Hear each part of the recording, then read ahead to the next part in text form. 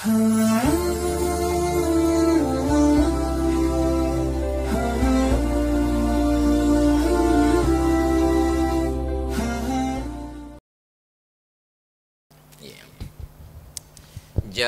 kaki kanan dan kaki kiri ketika sedang sholat dalam mazhab Syafi'i shibran, sejengkal.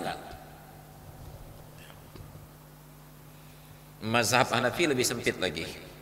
Maka para ulama katakan makruh untuk lebih jarang dari satu jengkal tapak kaki saat berdiri untuk sholat, kecuali karena ada hajat. Apa hajat? Tumbuh bisul di selangkangan.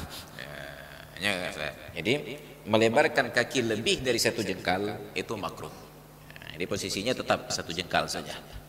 Nanti ada yang katakan seperempat jengkal. Itu kembali kepada kondisi masing-masing. Jadi yang lebih dari ukuran satu jengkal itu sudah makruh.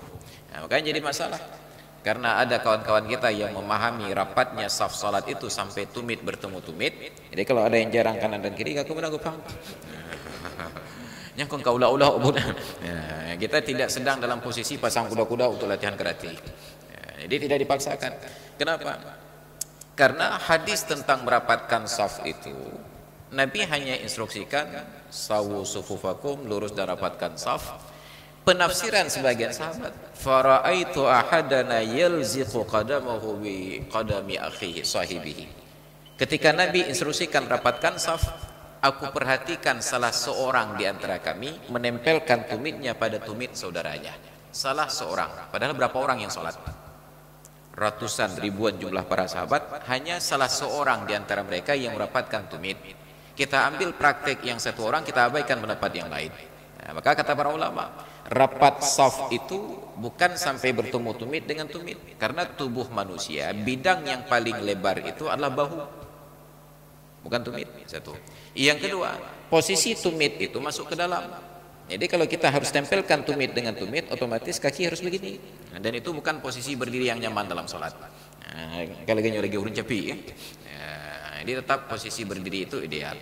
Yang ketiga, tidak semua orang akan nyaman bersentuhan ketika sedang sholat.